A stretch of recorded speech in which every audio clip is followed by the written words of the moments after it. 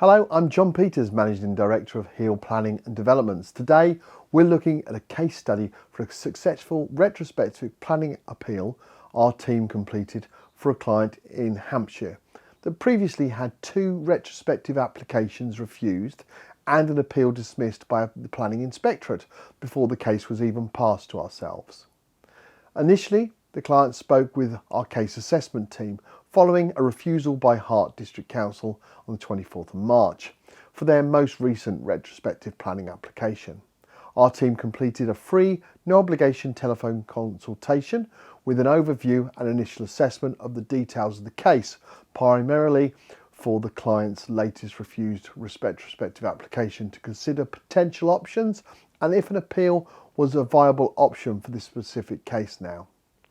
Unfortunately, not all refusals are worth appealing, which is why we offer a free, no obligation assessment. We have a separate video that explains the assessment process. This video goes into detail about potential options for various assessment outcomes. If you'd like to book a free, no obligation consultation assessment, you can do this by completing a simple form on our website, www.planningappealsuk.com.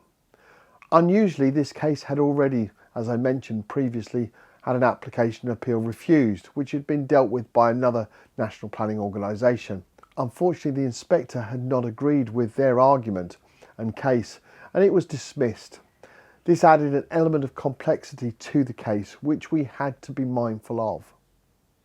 For the assessment of this particular case, our team looked at the recent planning history of the site, starting with the latest retrospective application refusal, specifically the legal binding decision notice and officer's delegated report, the application plans, planning application statement, correspondence to and from the local authority. Additionally, the documents for the dismissed planning appeal were also assessed, which included the planning inspector's report and the submitted planning appeal statement.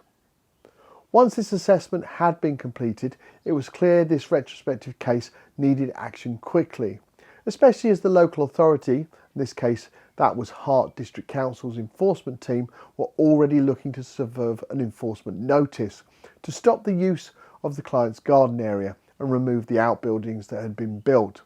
At this point, the client was technically in alleged breach of planning control. It is important to know that if a breach of planning control has occurred, the local authority can serve an enforcement notice at any point, which always adds an element of complexity to a case should that happen.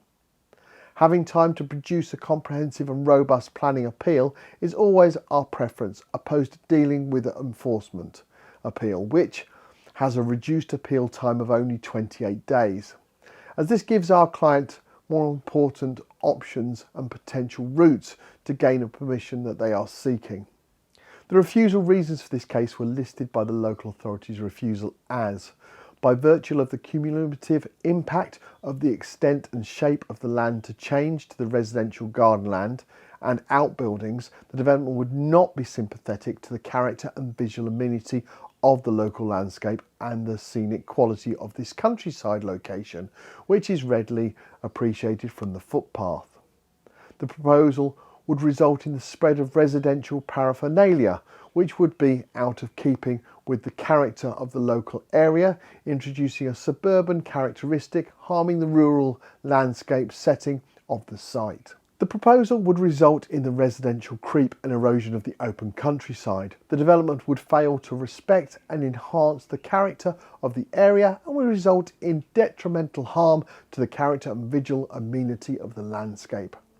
As such, the development is contrary to the National Planning Policy Framework, and they also list a selection of local policies. This case was not as simple as appealing the refusal. We wanted to give the client a belt and braces approach by bringing in additional application that introduced other elements of argument that had not been in the previous application.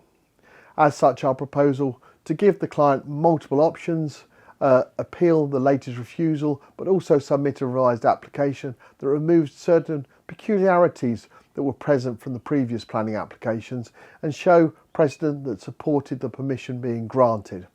This would also put into play further options of appeal should it be needed at a later stage, Sometimes you have to be very resourceful and creative with these types of planning appeals.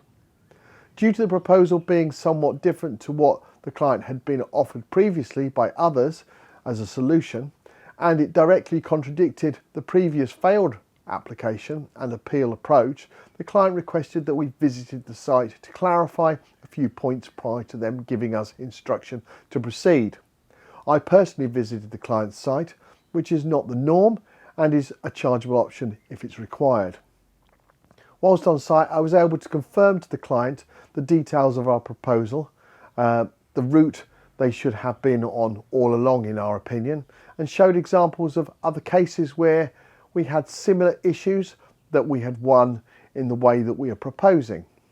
Once instructed by the client, we allocated one of our senior case officers from our team to start to produce the appeal statement. The planning statement was 38 pages deep with 7,919 words. This document had to be extremely robust, exceedingly comprehensive and able to cover beyond doubt the refusal reasons that the local authority had used to refuse the application. Additionally, it needed to demonstrate to the planning inspector that the council had been wrong in refusing the previous application and the other inspector had not considered the whole case as it should have been. We confirm that on the 6th of February the planning inspector visited the site, and following that visit on the 9th of February a decision was issued where the inspector granted the permission. This case goes to prove the argument and structure of the appeal is essential, ensuring that the inspector is given information, argument, facts and planning precedent in a comprehensive and robust planning appeal statement. All the information they need to be able to grant a permission. Luckily, our client had recognised this need following their failed attempts, and because of this they are now able to enjoy and appreciate their garden and the outbuildings. Unfortunately, one of their neighbours who had exactly the same issue used another organisation to appeal, and they were not so lucky with their decision, and it seems they've had to move one of their buildings. If you have a planning application refusal and would like to benefit from a free no obligation assessment of your case, please contact our new case assessment team today.